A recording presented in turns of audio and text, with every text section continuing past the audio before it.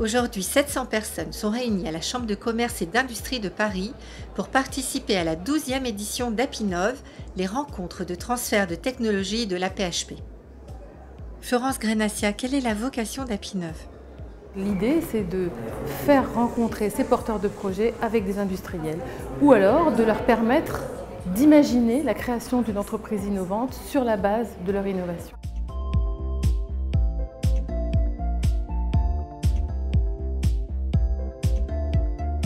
Si on veut que le moteur d'innovation soit bien alimenté, il faut effectivement qu'il y ait un retour, y compris pour les acteurs publics, c'est-à-dire qu'ils ne se désintéressent pas trop tôt institutionnellement des découvertes auxquelles ils contribuent, mais qu'ils en restent strictement intéressés tout le long de la vie des produits et des innovations, de telle sorte que ça puisse renourrir le moteur à innovation. Racontez-moi, Pierre-Henri Benamou, comment passe-t-on d'une idée de soins aux patients à une société cotée au Nasdaq? En tant que médecin, nous sommes souvent confrontés à des besoins médicaux non satisfaits pour lesquels il n'existe pas de traitement. C'est comme ça que nous avons commencé avec Christophe Dupont à penser à une nouvelle méthode thérapeutique pour les allergies les plus sévères. Nous avons eu la chance d'avoir la collaboration d'un ingénieur de grand talent, Bertrand Dupont, qui a conçu une méthode, et cette combinaison entre la technologie et cette nouvelle méthode thérapeutique qui a permis de soigner les premiers patients, d'intéresser de nombreux investisseurs, d'abord en Europe puis aux États-Unis, et qui nous a permis d'introduire la société au Nasdaq il y a quelques mois. Pour chaque innovation, la question du financement est bien sûr primordiale. Nathalie Delorme, de quelle manière la BPI accompagne l'innovation? Donc les trois missions principales de la BPI sont le financement des entreprises et en particulier le financement de l'innovation. C'est financement de l'investissement, puisqu'on investit directement dans des startups et dans des entreprises plus matures qui ont besoin de se développer à l'international notamment. C'est de créer les conditions nécessaires pour garantir la croissance de ces entreprises en créant des connexions entre les différents acteurs d'un écosystème ou d'une filière industrielle, et notamment celle de la santé. Quels sont les liens entre la BPI et l'AP-HP? Nous donnons de la visibilité au laboratoire de l'AP-HP dans notre outil Technéo de répertoire de compétences, et nous finançons régulièrement des startups issues de l'AP-HP. Le partage d'expérience est un des points forts de cette journée Apinov. Tom Okade, pouvez-vous me présenter Isis Innovation? Isis Innovation est une société qui appartient à l'Université d'Oxford et nous faisons partie de l'organisation de l'Office du transfert de technologie. Notre but est d'aider les chercheurs de l'université et de commercialiser les résultats de leurs recherches.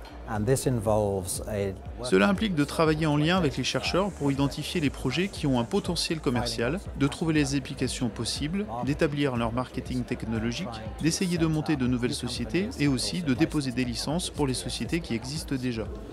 C'est avec plaisir que j'ai répondu à cette invitation ici à Paris sur les transferts technologiques, car nous avons un fonctionnement similaire.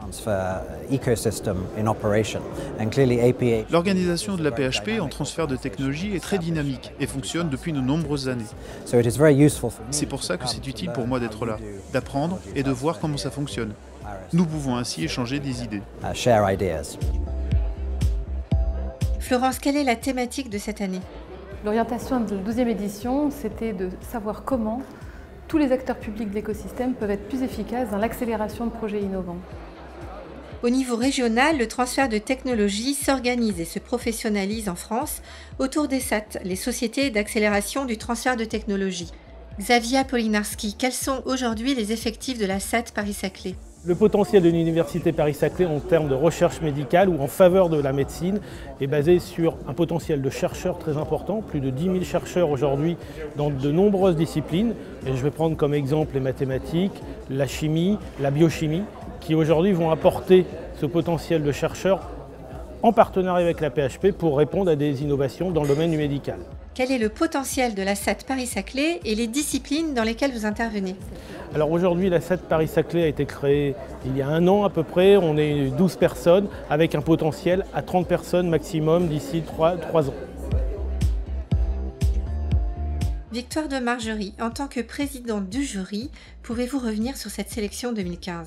Moi, ce qui m'a beaucoup frappé, c'est la variété des expériences et des compétences autour de la table. Et en plus, avec un profil d'âge extraordinaire.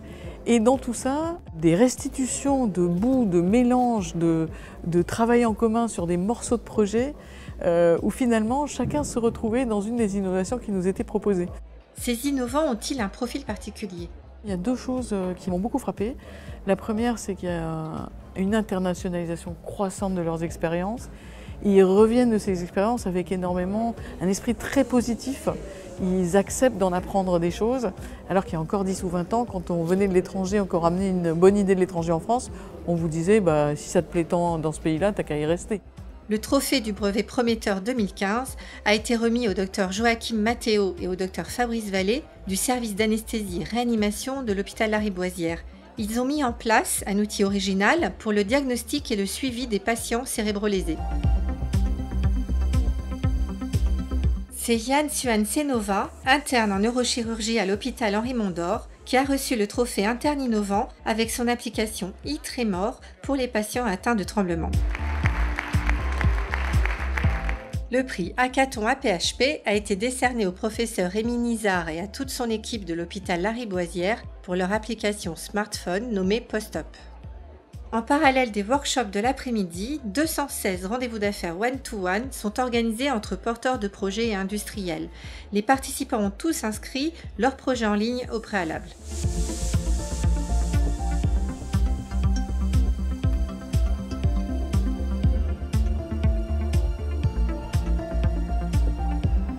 On est ravis d'avoir pu finir sur ces brevets. On espère que la journée vous a apporté tout ce que vous attendiez au niveau des rencontres et des prospectives de développement de vos innovations. Et on trinque un dernier coup avant de se retrouver l'année prochaine et on vous remercie encore pour votre participation. Merci mille fois.